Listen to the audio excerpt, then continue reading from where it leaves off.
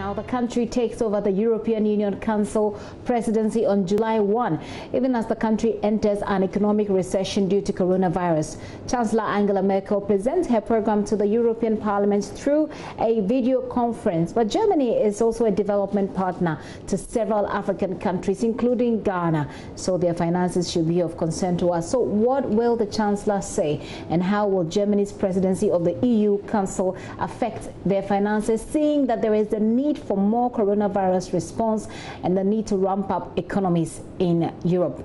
Emmanuel Chase is correspondent with our partners DW. She joins me from Berlin. First off, Emmanuel, give us an update on Germany's COVID-19 situation.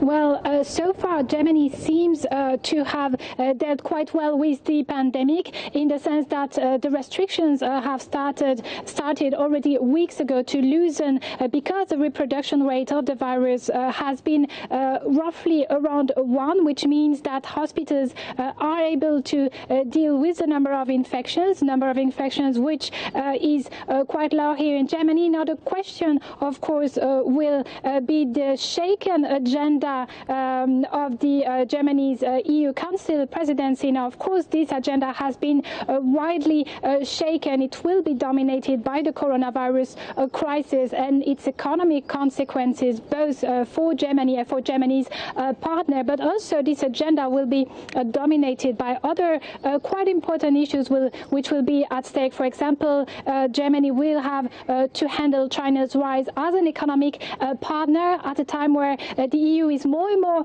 pressured to take sides between the US and China. As we see a power shift between West and East, it will also be questions raised about the EU Green Deal. Of course, frankly, it appears to be quite in the background now due to the pandemic crisis. And of course, Angela Merkel and Germany will also have to preside over EU, as the EU member states and the UK will have to redefine their trade relationship, as there's a deadline looming at the end of the year for Brexit.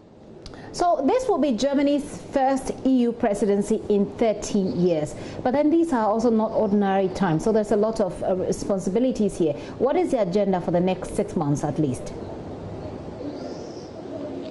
Well, what the crisis made quite clear is just how unprepared and how uncoordinated the European Union was in face of that sanitary crisis. So first, there will be a coordinated answer, for example, for the health sector to be worked on by Germany. And German Foreign Minister Heiko Maas said that there should be more of a strategic response of the EU in terms, for example, of material.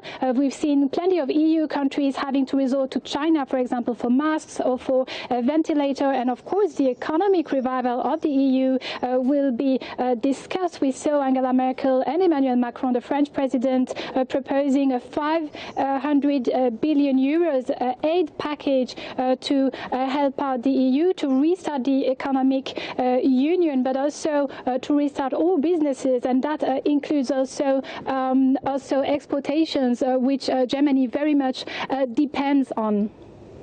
So, Emmanuel, what can we expect to see in terms of managing the current crisis, coronavirus and the economic recession put together?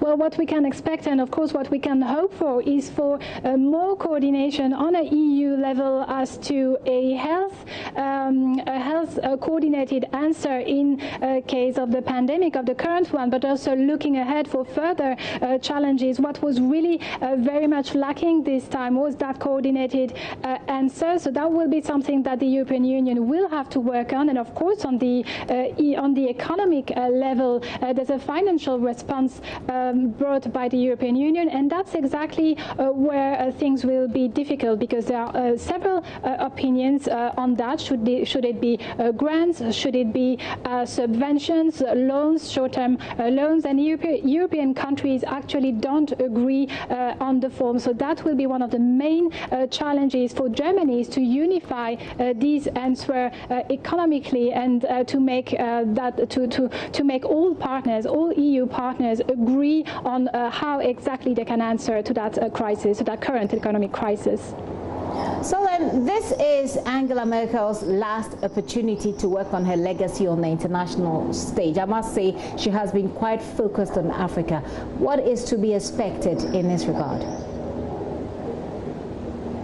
Well, you know, here comes Angela Merkel's golden opportunity to assert her legacy on the European stage. She was known previously in years past for being quite a fierce opponent to a mutualization of the debt. And now Angela Merkel is actually championing a rescue package that will see the EU commonly borrowing money for the financial markets so as to alleviate the financial burden of the worst affected states. That's quite significant. That's quite a huge political U-turn, and it's quite symbolic here in Germany. It also has a very good reason, as you say. That's Angela Merkel's last term as a German chancellor, so there is no election deadline at stake. There's no strings attached really for the chancellor to work on her European legacy, so she has nothing to lose, and she can just now show how much of Europe she has in her.